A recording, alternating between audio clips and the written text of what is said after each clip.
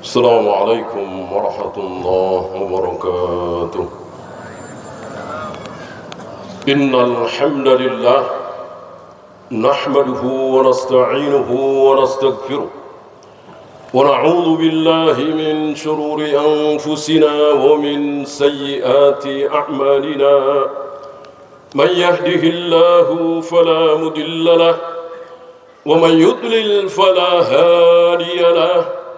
أشهد أن لا إله إلا الله وحده لا شريك له وأشهد أن محمدا عبده ورسوله وبعد. فإن خير الكلام كلام الله وخير الهدي هدي محمد صلى الله عليه وآله وسلم وشر الأمور محدثاتها فإن كل محدثة بدعة وكل بدعة ضلالة وكل ضلالة في النار. Ayuhal ikhwah, di sini dengan tenang kita melaksanakan sholat, qiyamul lail, saum, baca Al-Quran, dan seterusnya. Tapi tidak dengan saudara-saudara kita di Palestina. Untuk sholat saja, untuk ibadah saja, dijaga oleh tentara Yahudi yang begitu biadab. Bukan Israel. Jangan sebut mereka Israel.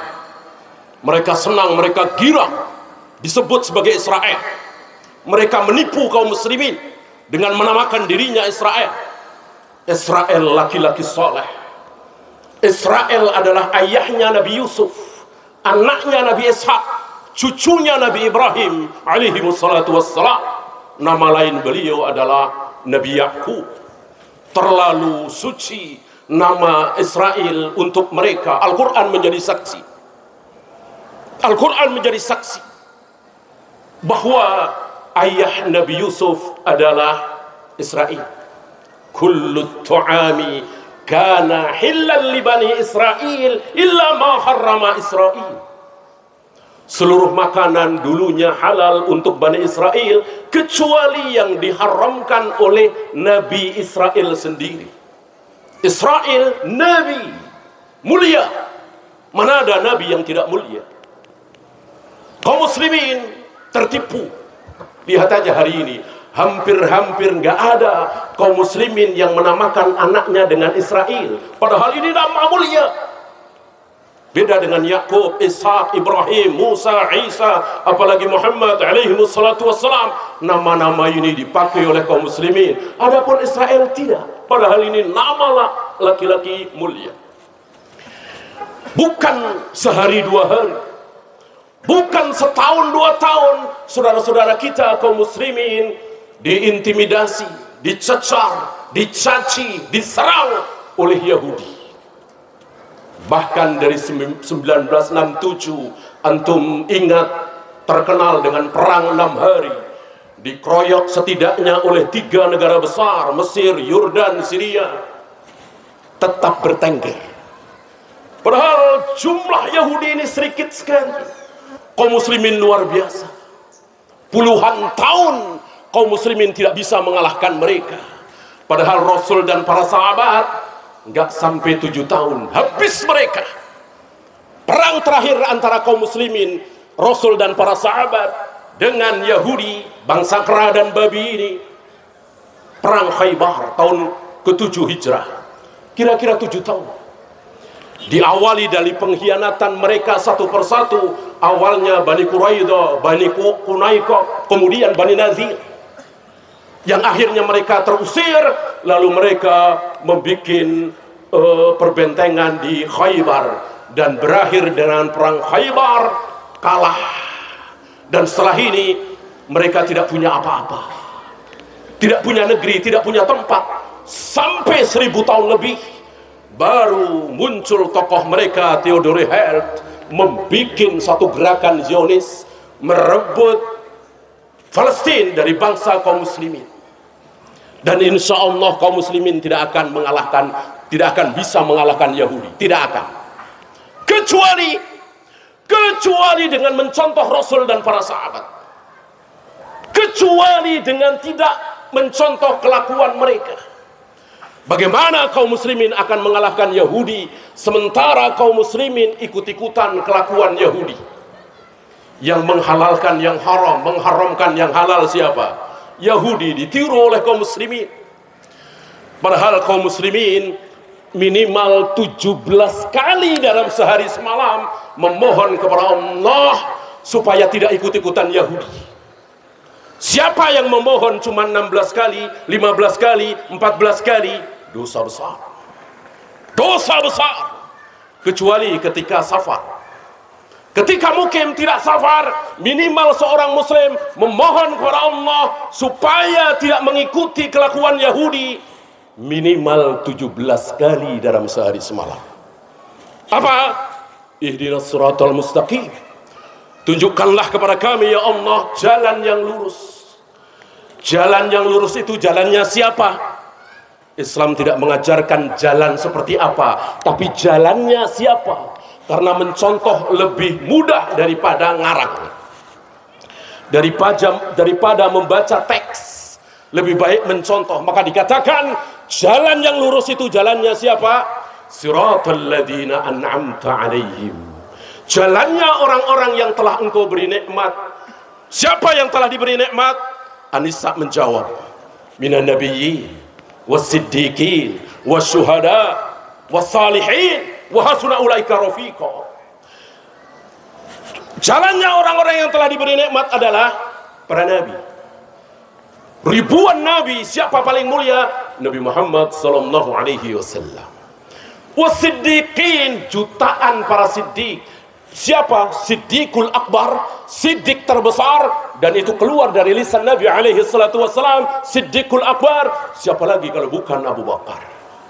Wasyuhada, orang-orang yang mati syahid, jutaan orang yang mati syahid. Siapa yang terbesar? Yang ketika masih hidup sudah dibilang syahid. Biasanya ketika mati tenggelam, mati dalam peperangan, mati terbakar, mati wiladah dan seterusnya, dikatakan syahid. Ini belum mati sudah dibilang syahid. Siapa? Umar dan Utsman.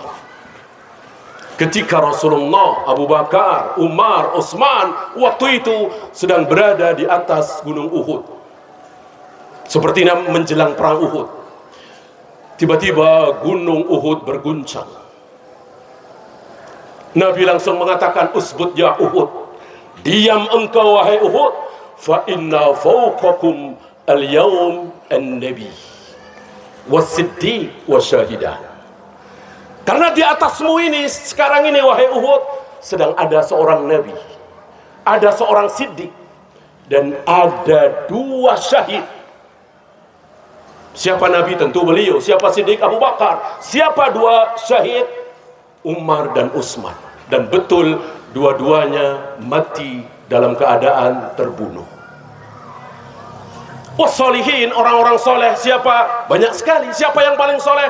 Siapa lagi kalau bukan Ali bin Abi Thalib, Abdurrahman bin Auf, Zubair bin Awam, Sa'ad bin Abi Waqqas, Abu Hurairah dan seterusnya.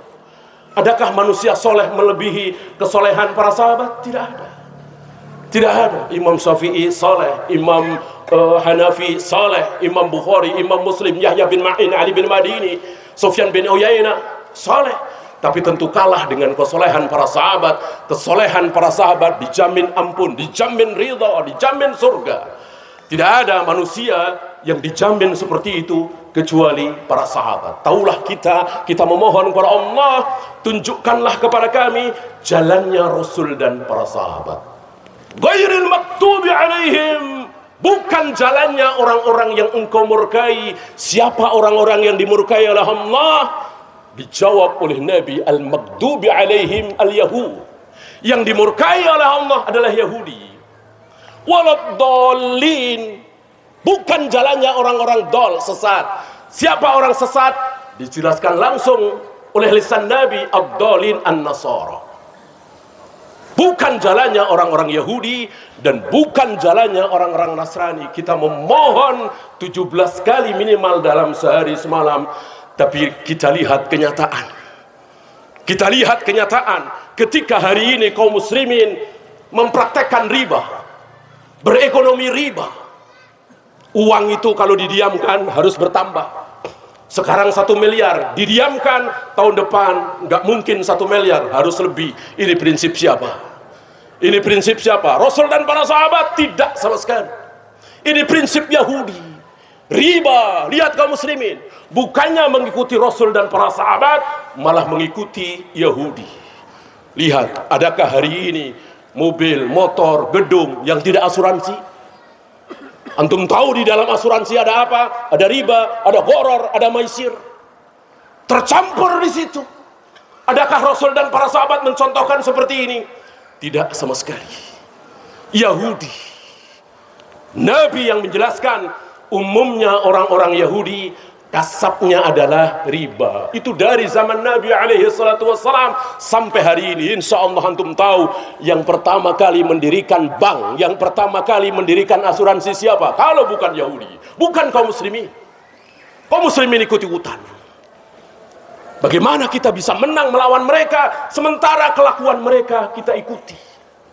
Yang sederhana saja, yang nyukurin jenggot itu siapa? Rasul dan para sahabat, apa Yahudi dan Nasrani? Antum tahu jawabannya? Nggak ada satupun Rasul dan para sahabat mencukur jenggot. Yang mencukur jenggot adalah Yahudi dan Nasrani. Hari ini kaum muslimin mengikuti. Yang berpakaian wanita menampakkan rambutnya, lehernya, betisnya siapa? Para sahabiah? Tidak ada sama sekali. Tidak ada sama sekali yang berpakaian seperti itu, Yahudi dan Nasrani. Diikuti oleh kaum muslimin. Yang menjadikan kubur-kubur menjadi masjid, beribadah di kuburan siapa? Yahudi. Ditegaskan oleh Nabi 4 hari sebelum dia wafat. Beliau katakan, la'anallahu al-yahuda wan nasara. Allah mengutuk, melaknat Yahudi dan Nasrani. Kenapa? Ittakhadhu qubur anbiya'ihim masajid.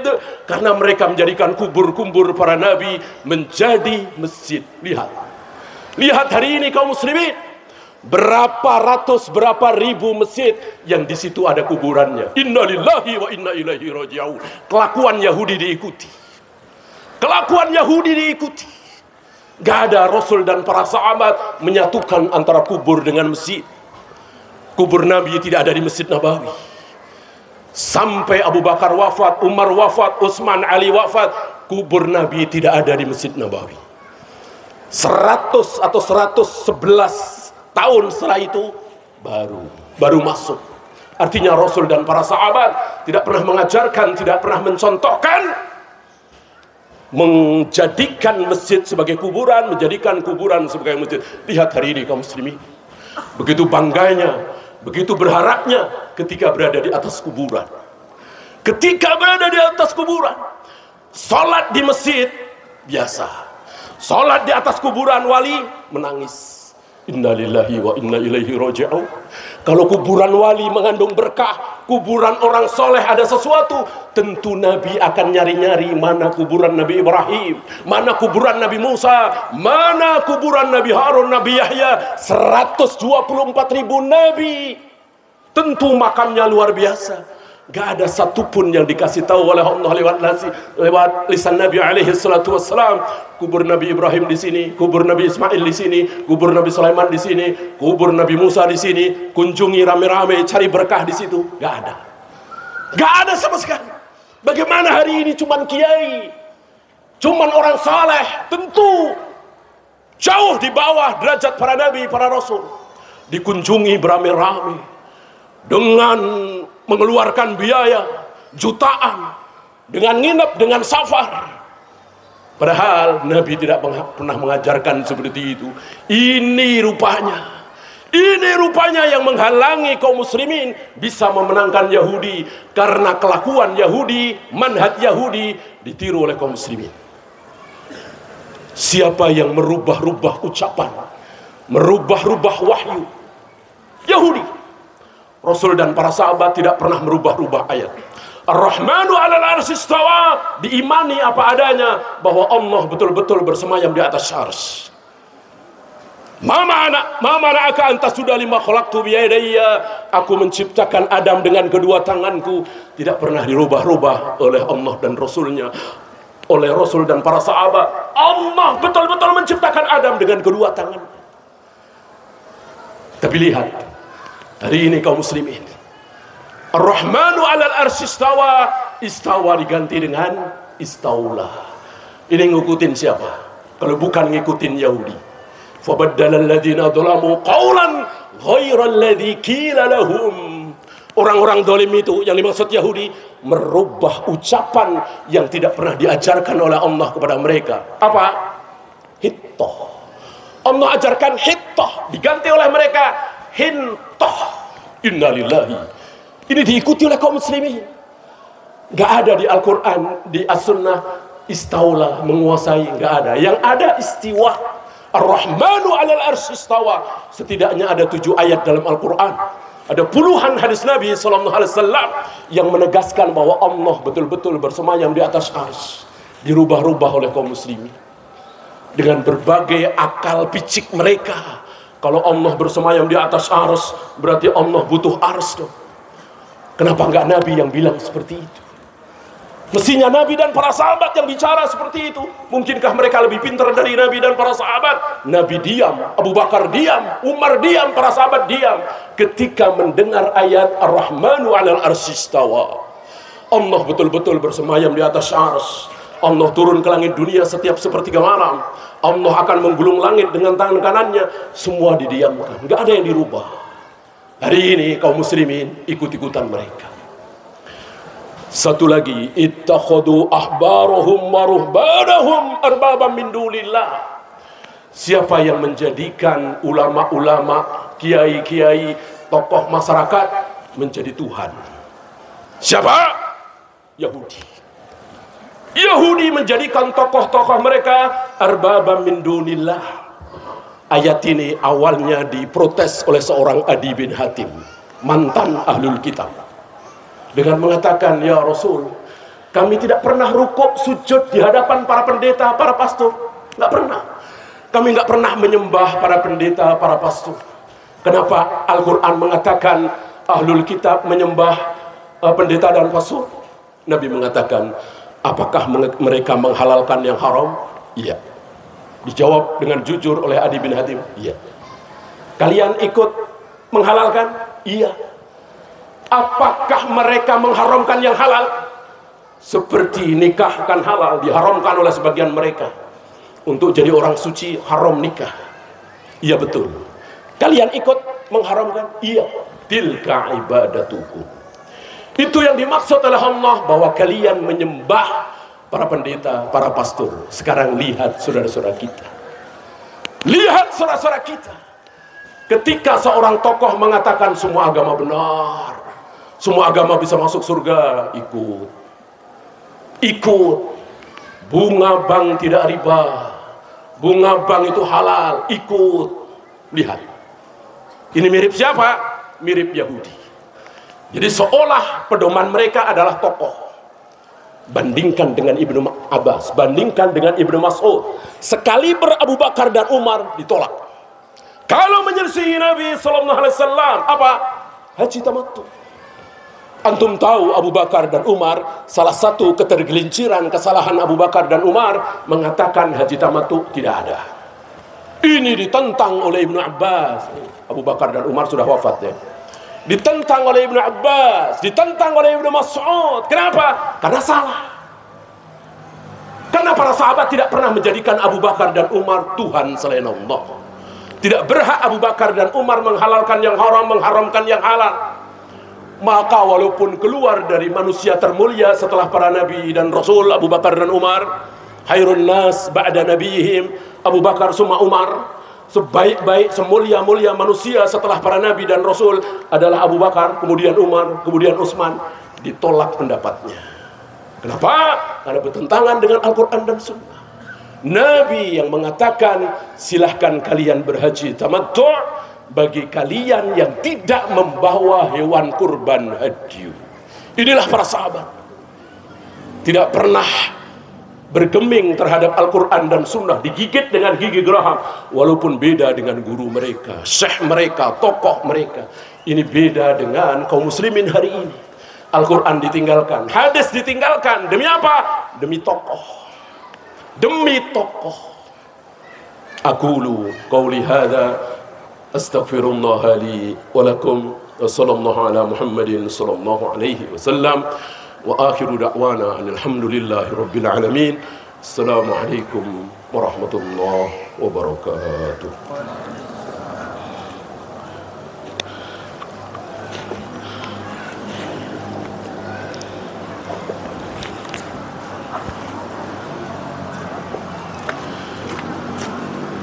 Udah ada air, udah gelas ya, maaf.